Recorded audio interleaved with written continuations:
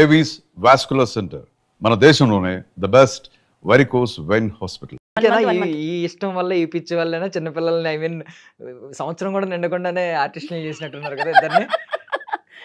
అలవైకుంఠపురంలో సంవత్సరం కూడా కాదు, 21 డే బాబు. 21 డేస్. ఇప్పుడు అలవైకుంఠపురం బాబు మన అల్లు అర్జున్ గారిని వాళ్ళని ఎక్స్చేంజ్ చేయడానికి షూట్ కి తీసుకెళ్ళింది మన 21 డే బాబు. సర్జరీ అయ్యుండి 21 డే బాబుని తీసుకొని వెళ్ళి షూట్ చేసాం. అది దాని తర్వాత నాతో షూట్స్కి వస్తూనే వాళ్ళ దగ్గర ఒక 5 మూవీస్కి గర్ల్ గెటప్ చేశాడు. ఒక సీరియల్ చేశాడు, 10th క్లాస్ మెమరీస్లో హీరోయిన్ చిన్నప్పుడు తనే చేశారు. నేను చేసిన ఇంకొక 2 మూవీస్కి ఆడపిల్లలాగే చేశాడు. ఇప్పుడు మంచిగానే మగపిల్లోడు లాగానే మగపిల్లోడు క్యారెక్టర్. అంటే చిన్నప్పుడు కొంచెం క్యూట్ ఉండేవాడా అమ్మాయి? చాలా బాగుంది. వాడు ఏ డ్రెస్కి వేస్తే ఆ డ్రెస్ నాలాగే మౌల్డ్ అయిపోతాడు. అదొక లక్కీ ఆ టైంలో. మగపిల్లోడు అని చెప్పుకుంటే మగపిల్లోడా, ఆ డ్రెస్ వేస్తే మగపిల్లోడు, డ్రెస్ మార్చి వాడికి గౌన్ వేసామంటే మగపిల్లోడు మనం చెప్పాలి. అంత క్యూట్ గా సరిపోయేవాడు. చాలా బాగుంది. పాప అండి, పాప ఇందులో స్టార్ట్ అయింది. పాప చేసింది 6th మంత్ బేబీ నుంచి స్వాతి చినుకులు సీరియల్ ఈటీవీకి అరౌండ్ 1 year 3 months అంటే మోర్ దెన్ 15 months కంటిన్యూస్ గా అందులోనే పెరుగుకుంటూ వచ్చింది. ఎప్పుడైనా దాన్ని చూడాలనుకుంటే మేము సీరియల్ ఆన్ చేసుకుంటాం, ఇలా గ్రాడ్యువల్ గా పెరిగింది అనేది. పాప చేసింది, బాబు, నేను, మా హస్బెండ్ కూడా ఒకసారి ఆర్ట్ ఫిల్మ్ కి తీసుకెళ్ళిపోయి ఆయన చేత గవర్నమెంట్ యాడ్ చేయించాను, ఒక 2 యాడ్లు. All family and industry. మీ లవ్ స్టోరీ గురించి తెలుసుకోవాలనుకుంటున్నానండి. అంటే ప్రొడక్షన్ మేనేజర్ కదా, ఎలా అండి, ఎలా స్టార్ట్ అయింది, ఏ సెట్స్ లో స్టార్ట్ అయింది మీ ప్రేమ? ఆయన పాపం తెలియక ఆ రోజు బొట్లో కాలేసాం, ఏమంటారు, పప్పులో కాలేసాం అన్నట్టుగా వేసామని ఇప్పుడు ఫీల్ అవుతుంటారు. కాకపోతే ఏం చేయలేం, లైఫ్ ఆల్రెడీ స్టార్ట్ అయిపోయింది కాబట్టి ఏం చేయలేం. లవ్ స్టోరీ అంటే వెరీ సింపుల్ గా ఉంటుంది కానీ చాలా బాగుంటుంది.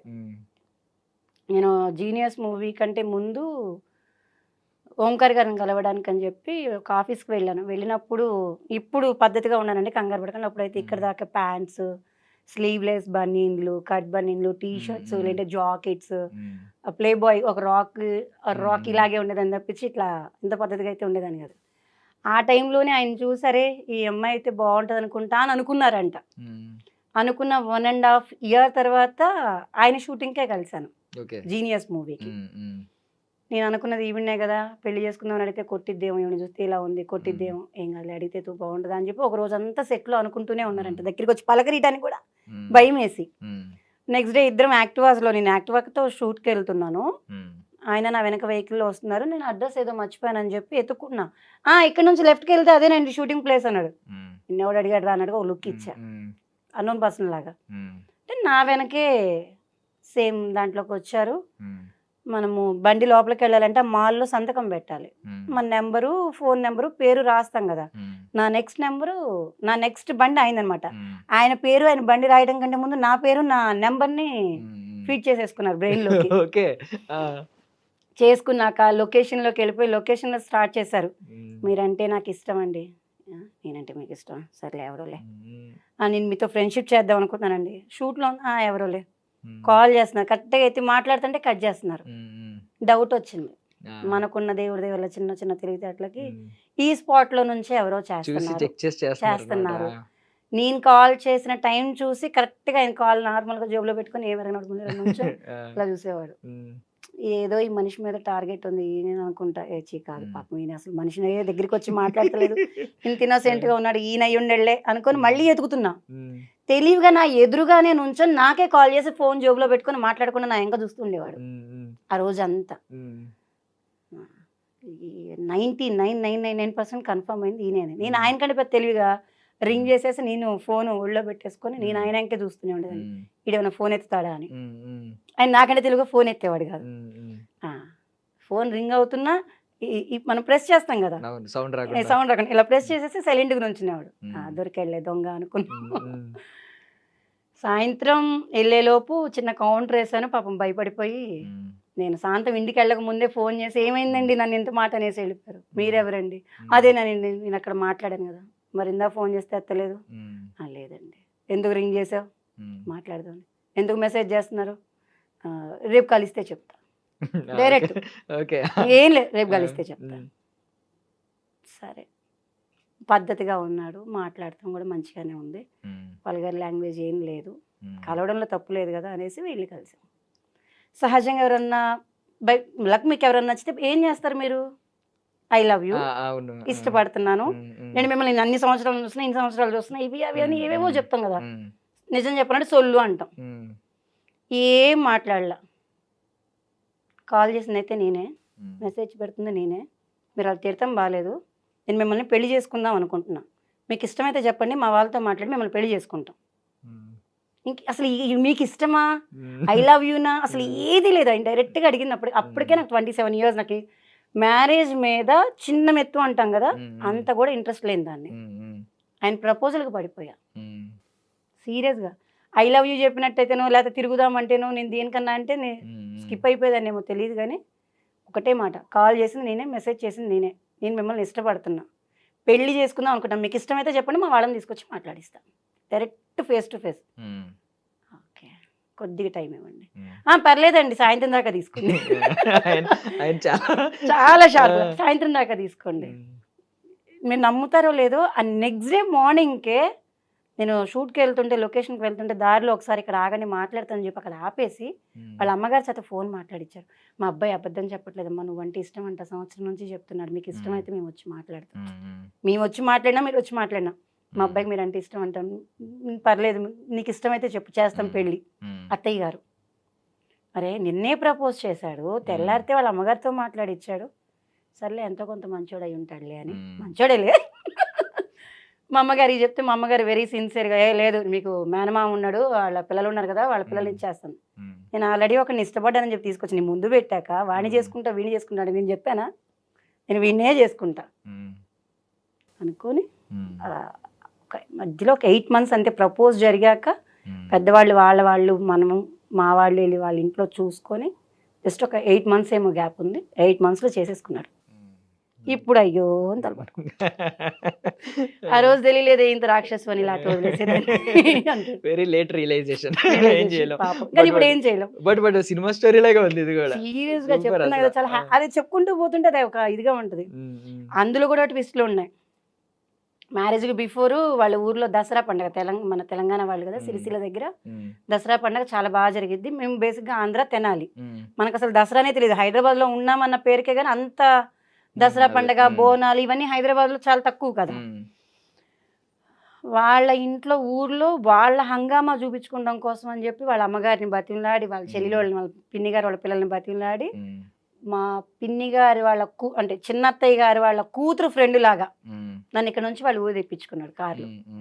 వాళ్ళ ఊరుని చూడు, ఇక్కడ పండగ ఎలా ఉంటుంది, ఇక్కడ పండగ విలేజ్ ఎలా ఉంటుంది చూసుకుందు అని. వాళ్ళ ఫ్రెండ్ లాగా వెళ్ళాము. ఎవరండి అని ఊర్లో అడుగుతారు కదా కొత్త అమ్మాయి అంటే, పలానా వాళ్ళ ఫ్రెండ్ అని చెప్పి వాళ్ళ ఫ్రెండ్గానే పరిచయం చేస్తున్నారు. నాకు మాత్రం ఊరంతా తిప్పి చూపిస్తున్నారు. కాకపోతే పండగ జరిగింది, దసరా పండగ ఫస్ట్ టైం బతుకమ్మలు అంటే ఇలా ఉంటుందా అని ఫస్ట్ టైం ఆ ఊర్లోనే చూసాను. మా ఆయన గారు నచ్చడం ఫస్ట్, మా అత్తగారు నచ్చడం సెకండరీ. మెయిన్ థింగ్ ఏంటంటే నాకు ఆ ఊర్లో మా ఇల్లు ఇష్టం. మా అత్తగారు వాళ్ళ ఇల్లు ఇష్టం. పెద్దది మండువాగులు ఇల్లు, పెంకుటిల్లు, ఒక ఉంటుంది, అది మనం చెప్పలేం కానీ చాలా పెద్దగా ఉంటుంది. ఒక మండువోగులే మన ఈ రూమ్ అంత ఉంటుంది, అంత పెద్ద మండువోగులి, బంగ్లా పెంకు, పెద్ద ఇల్లు అనమాట. ఈయనగా ఇష్టపడతాం కంటే నాకు ఇలాంటి ఇల్లు, ఇలాంటి వాతావరణం అంటే చాలా ఇష్టం. ఆ ఇల్లు నచ్చి ఆయన ఒప్పుకున్నా. ఇప్పుడు కూడా ఇది నిజం. ఆయన నచ్చింది తర్వాత, ఆయన మ్యారేజ్ చేసుకున్నాక, నా లైఫ్ ట్రావెలింగ్ స్టార్ట్ అయ్యాక నాకు ఆయన నచ్చారు అనే చెప్పాలి. ఫస్ట్ థింగ్ అయితే నాకు బాగా ఫస్ట్ నేను బాగా అరే ఈయన చేసుకుంటే నాకు ఈ ఇల్లు నాదే కదా, అంటే ఈ ఇల్లు బాగుంది కదా, నాకు ఇలాంటి ఇల్లు ఇష్టం కదా, ఇన్ కేస్ స్లిప్ మిస్ అయితే ఇలాంటి ఇంట్లో నేను మళ్ళీ వెళ్తానో లేదో కోడలుగా అన్న ఫీలింగ్ ఎక్కువ ఉండిపోయింది. కూడా అందుకే వెళ్తుంటారు, నేను నచ్చపోయినా నా మైండ్ సెట్ బాగా ఇల్లు మీద వస్తుంది. నేను ఎన్నిసార్లు అడిగి ఉంటాను, అమ్మా నేను ఒక్క రోజు కూడా పద్ధతిగా ఆడపిల్లలాగా ఒక డ్రెస్ వేసుకొని చున్నీ వేసుకుంటూ నాకే తెలియదు, మీరు ఇంత పెద్ద కుటుంబంలో పెద్ద కోడలుగా ఎలా తీసుకెళ్ళగదాను, అసలు ఇది ఎలా ఉంటుందని ఎట్లా అనుకున్నామంట. మా అత్తగారు 4 అత్తగారులు, మా అత్తగారే పెద్ద ఆవిడ. 4 అత్తగారులో పెద్ద కొడుకు ఈయనే, ఆ ఇంటికి నేనే పెద్ద కోడలు. అది నేను నిజంగా నా ప్రీవియస్ మీరు మూవీస్ చూడండి, లేదంటే నా విడిగా నా ఫొటోస్ కానీ నా మైండ్ సెట్ కానీ నేనుండే తీరే ఇట్లా బోర్లు ఇస్తామంటాం కదా, అలా ఆపోజిట్ చేశారు ఆయన. ఆయన కట్టుకోకపోతే మేబీ ఇలా ఉండేదాన్ని కాదేమో, మ్మ్. ఇంకా అలాగే ఫంకీగా ఉండేదాన్ని ఏమో, మ్యారేజే చేసుకోకపోయి ఉండొచ్చు. ఎందుకంటే థాటే లేదు, తనని మ్మ్. చూసి తను ప్రపోజ్ చేసేదాకా పెళ్లి మీద ధ్యాసే లేదు. బట్ అల్లు అర్జున్ గారి ఇంపాక్ట్ మీ లైఫ్లో చాలా ఉంది. ఇప్పుడు అల్లు అర్జున్ గారు ఐకాన్ స్టార్ అయిపోయారు. నిజంగా ఆ రోజు కనుక బస్తీలో ప్రేమించే లవర్ క్యారెక్టర్ మీరు, బస్తీలో వన్ సైడ్ లవర్. నిజంగా ఒళ్ళో చనిపోయినప్పుడు ఎంత అందరూ కన్నీళ్ళు పెట్టేశారు. అల్లు అర్జున్ గారు వేదం సినిమాలో చనిపోతున్నప్పుడు అది మీ ఒళ్ళో నిజంగా ఆయన పడుంటే, ఆయన పడుకొని ఉంటే నిజంగా షాట్ చాలా బాగుండేది. మీ కెరియర్ అసలు వేరే లెవెల్లో ఉండేదేమో, నిజంగా వేరే టర్న్ అయ్యేదేమో, కంప్లీట్ ఖచ్చితంగా అయ్యేది.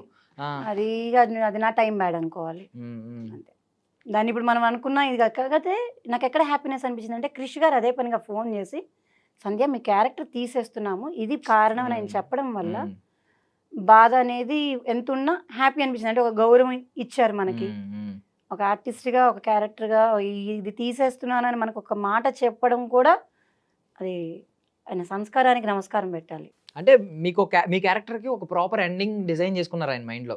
ఆ ఎండింగ్ లేకపోయేసరికి మొత్తం అంతా తీశారు. లెక్క ప్రకారం ఉంచొచ్చు. స్లమ్ గర్ల్ లాగా స్లమ్ లో ఆయన ఎలా అయితే స్లమ్ లో తిరుగుతున్నారు, మన ఫిలిం నగర్ గల్లీ ఏరియా అంటే, ఆ స్లమ్ ఏరియా అంటే, ఆ ఏరియాలో క్యారెక్టర్ ని ఉంచొచ్చు.